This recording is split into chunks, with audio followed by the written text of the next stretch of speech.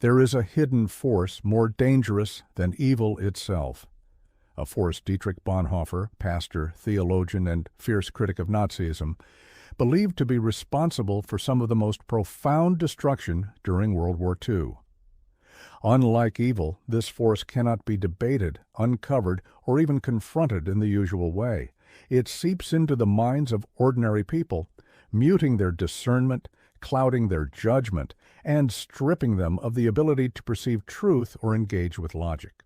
This force is not hatred, it is not cruelty, it is not even violence, it is stupidity. But why would Bonhoeffer, a man of deep intellect and moral courage, regard stupidity as a greater threat than evil itself? Why did he see it not simply as a lack of intelligence, but as a societal and moral crisis with consequences more devastating than malice? To understand this, we must explore not just the mind of Bonhoeffer, but also the psychological machinery of ignorance, the kind that dresses itself in confidence, refuses correction, and grows more dangerous with power. Why did Bonhoeffer see stupidity as more dangerous than malice? Dietrich Bonhoeffer was not a man prone to exaggeration. Born in 1906 in Germany, he was a Lutheran pastor, a theologian deeply influenced by neo-Orthodox thought, and a resistance fighter against the Nazi regime. He spent years trying to awaken the conscience of his fellow countrymen. He raised his voice against hatred, against blind obedience, and against the refusal to acknowledge the moral decay spreading through German society. He believed in the power of reason, in the strength of truth, in the moral responsibility of the individual to resist evil. But he soon realized something tragic. People were not evil in the traditional sense. They were indifferent. They were intellectually passive. They had simply stopped thinking. And it was in that realization that Bonhoeffer saw something far more sinister than malice. Evil, he discovered, can be reasoned with. It knows what it is. It feels the weight of guilt, however buried. There is at least the potential for evil to recognize its own darkness. But stupidity, genuine, willful stupidity, has no such self-awareness. It does not feel guilt. It does not recognize contradiction. It does not argue because it has no interest in understanding. It merely repeats, deflects, and insists. It is impenetrable. The nature of evil versus the nature of stupidity evil, Bonhoeffer argued, contains within it the seed of its own destruction. A person committing evil often knows, at least unconsciously, that what they are doing is wrong. They may rationalize their behavior, hide it, or justify it, but deep inside, they carry a burden of unease. This internal dissonance can eventually be challenged, confronted, or exposed. It means there is a chance, however slim, for redemption. But stupidity has no such burden. It is not aware of itself. It does not question itself. It cannot be corrected because it believes it is right. This is what makes it more dangerous than evil. It is not evil's cousin. It is evil's camouflage. It disguises its destructiveness with sincerity, with certainty, with the terrifying conviction that it is on the right side of history. You can debate a malicious person. You can confront a tyrant. But you cannot engage with a mind that has abandoned all responsibility for truth. You cannot reason with someone who believes their own ignorance is enlightenment. And tragically, such individuals often rise to power or become the support structure that allows power to operate unchecked. The psychology of stupidity, blindness disguised as clarity. Perhaps the most unsettling truth is that stupidity often operates unconsciously. People do not wake up one morning and decide to become intellectually blind. They believe they are being reasonable. They believe they are defending common sense. But what they are actually doing is surrendering their agency, their critical mind, to the warm comfort of certainty. The stupid person does not see themselves as stupid, quite the opposite. They are often the most confident, the most vocal, and the least receptive to new ideas. This confidence, this illusion of clarity, makes stupidity extraordinarily resilient. When presented with facts that contradict their beliefs, the stupid person doesn't reflect. They entrench. They retreat further into their delusions, doubling down on falsehood rather than risk the pain of cognitive dissonance. Martin Luther King Jr. once said, "Nothing in the world is more dangerous than sincere ignorance and conscientious stupidity." That's not just a poetic warning. It is a profound psychological insight. People do not just act stupid. They embody it, and in doing so, they become instruments of harm, often without ever realizing the role they play. How stupidity spreads, the social infection. Stupidity does not exist in a vacuum. It is a social phenomenon, a contagious condition that thrives in certain environments. It spreads most efficiently in times of fear, political upheaval, and cultural conformity. Where there is pressure to comply, where dissent is punished, and where independent thought is discouraged, stupidity becomes the path of least resistance. Bonhoeffer saw this in Nazi Germany. He witnessed an entire nation, one that had birthed Kant, Goethe, and Beethoven, descend into a state of intellectual and moral paralysis. Friends, neighbors, and even intellectuals stopped asking questions. They stopped thinking for themselves. They surrendered their minds to slogans, their hearts to propaganda, and their souls to the collective will. These people were not all evil. In many cases, they were educated. But their education did not prevent their corruption. Because education alone is not enough, intelligence alone is not enough. What matters is moral courage, the willingness to question, to resist, to remain mentally independent even when it is dangerous to do so. Stupidity as moral failure, not just intellectual weakness. Bonhoeffer's most radical insight was this: stupidity is not merely a lack of intelligence, it is a moral failure. A person can be intellectually brilliant, yet morally blind. Consider the case of Martin Heidegger, one of the most influential philosophers of the 20th century. Despite his towering intellect, Heidegger pledged allegiance to the Nazi Party and never recanted. His genius did not protect him from becoming a servant of tyranny. By contrast, a person of modest intellect can be profoundly wise. They may lack the technical knowledge of a scholar, but possess the moral clarity to know right from wrong. This is why Bonhoeffer argued that stupidity is a deeper issue than we often assume. It is not about IQ, it is about integrity. It is about the human will to remain conscious, aware, and morally awake in a world that pressures us to go numb. No one is born stupid. People become stupid when they stop thinking, when they trade responsibility for comfort, when they conform instead of question. The social conditions that breed stupidity. How does this transformation occur? How does a person capable of reason, agency, and ethical reflection become an instrument of destructive power, seemingly devoid of independent thought? Dietrich Bonhoeffer, the German theologian and anti-Nazi dissident, diagnosed this phenomenon with chilling clarity. In his prison writings, he warned that stupidity is not a simple lack of intelligence, but a moral and psychological surrender to external authority. It is not the brain that fails, it is the will that capitulates.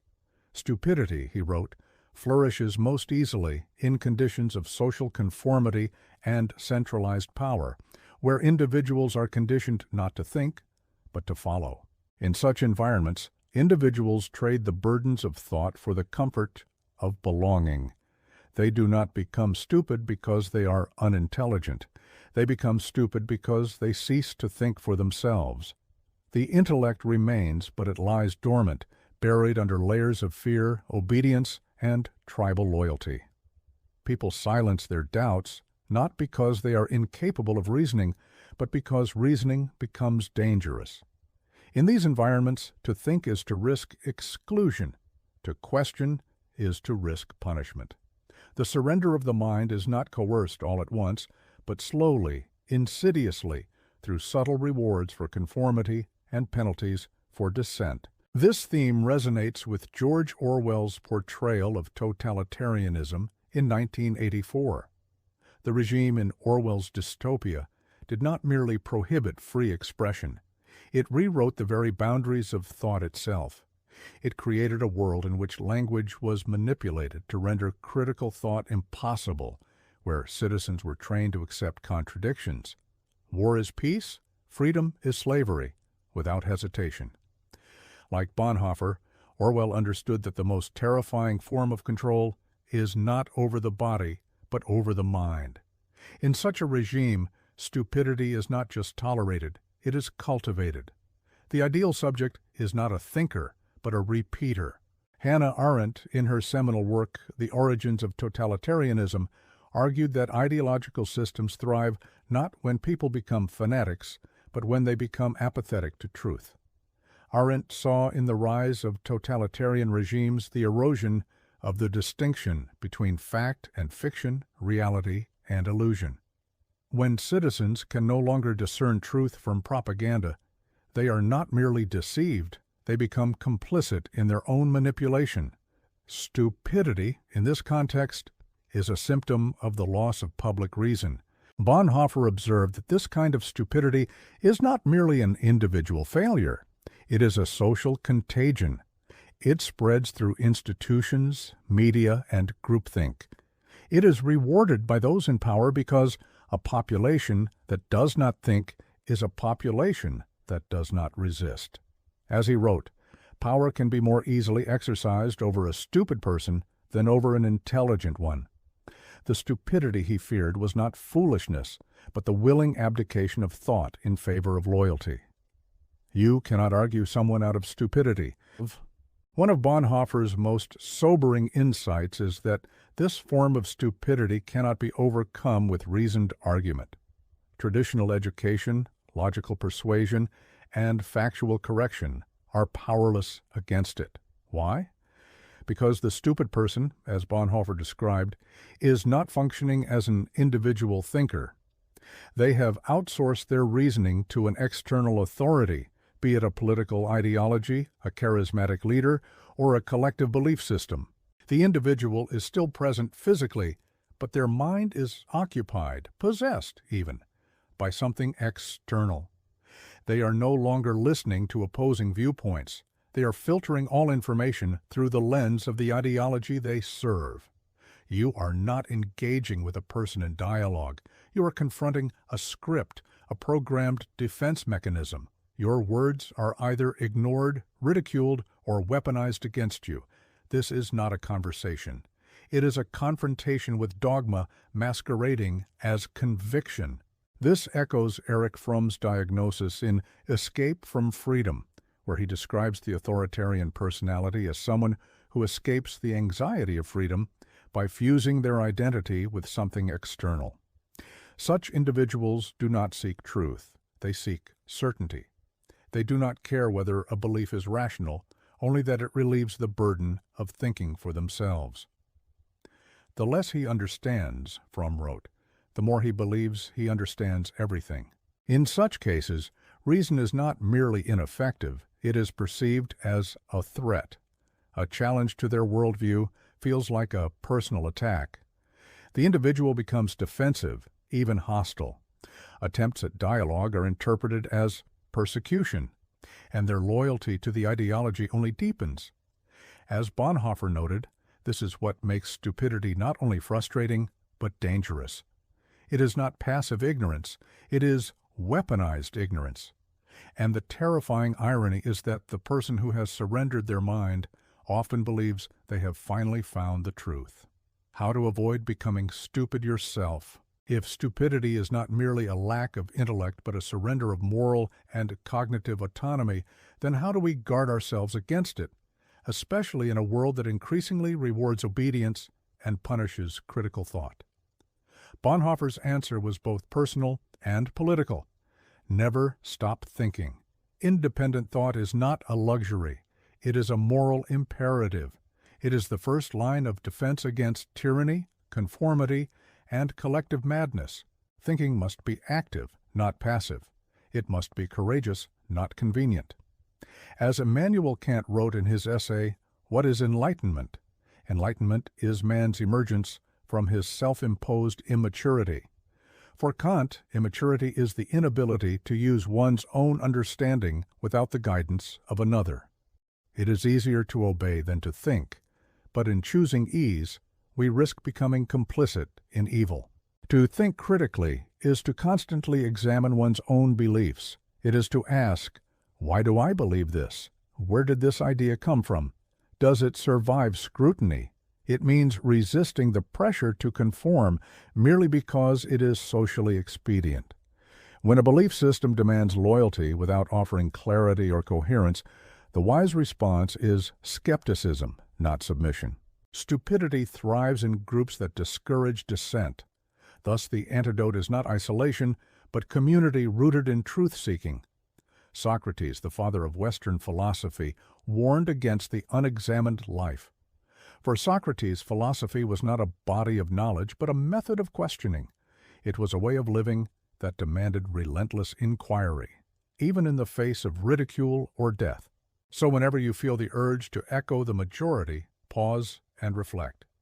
Are you thinking independently or merely participating in the collective murmur of agreement? Are you acting from understanding or from fear of standing alone? True wisdom, as Bonhoeffer knew, is not measured by how much one knows, but by the courage to think clearly in a world that prefers you do not. It is lonely work. It often invites criticism. But it is the only thing that can prevent the moral disintegration of society. Stupidity is not a harmless defect. It is the fertile soil in which tyranny grows, and unless we resist it with vigilance, humility, and reason, it will grow again.